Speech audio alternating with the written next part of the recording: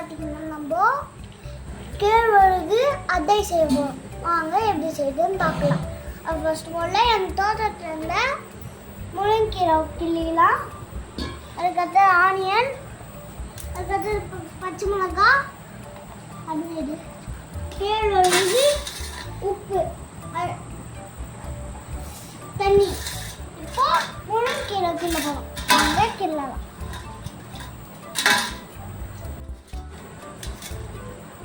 எல்லாம்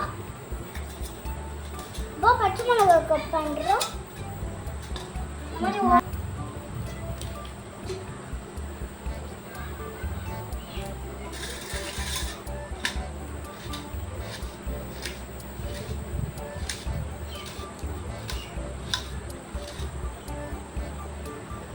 இப்போ பச்சை மிளகாய், ஆனியன், கீரை கிள்ளியாச்சு. இப்போ மாவு தண்ணி ஊற்றி பிசைய போகிறோம். வாங்க பிசையலாம்.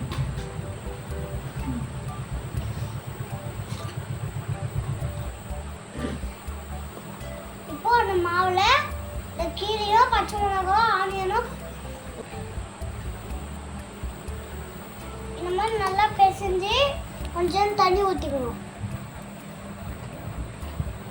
இப்போ கொஞ்சோண்டு தேவையான அளவுக்கு உப்பு போட்டுக்கணும்.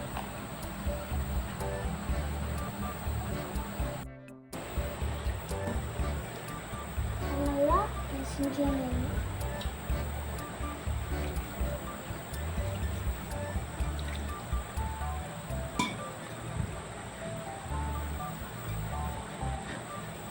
கொஞ்சம் கொஞ்சமாக தண்ணி சேர்த்து நல்லா இது பிசைஞ்சு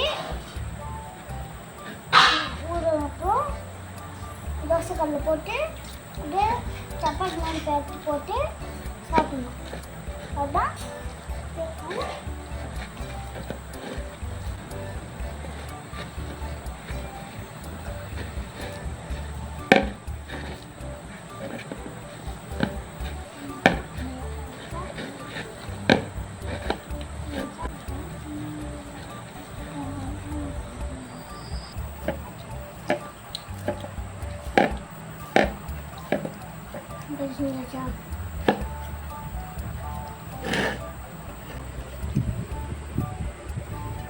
இப்போ மாவுல பிசைஞ்சாச்சு. இப்போ கேழ்மாறு வர சொல்லுவோம். வாங்க சொல்லலாம்.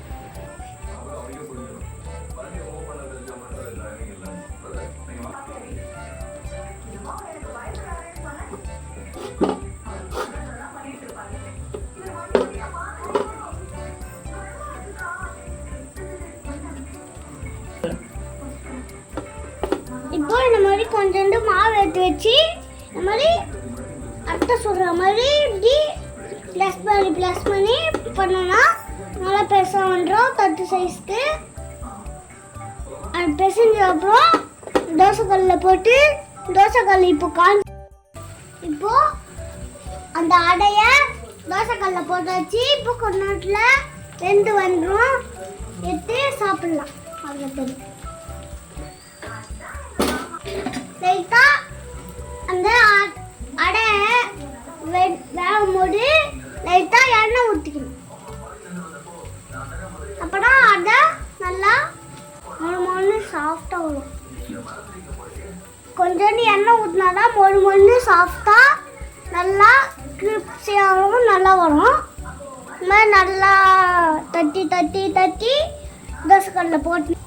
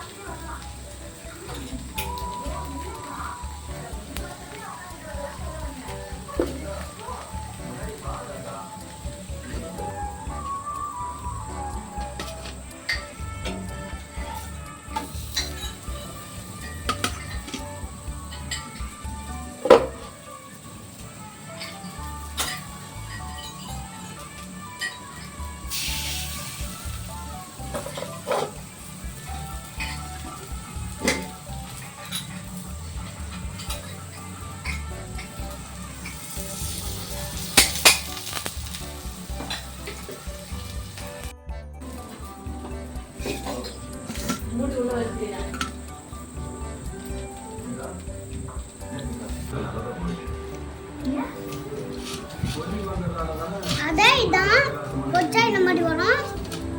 நல்லா கிறிஸ்பியாக வரும். இப்போ சாப்பிட்டு பார்த்து எப்படின்னு நல்லா இருக்கு. பாய், தேங்க்யூ வாட்சிங்.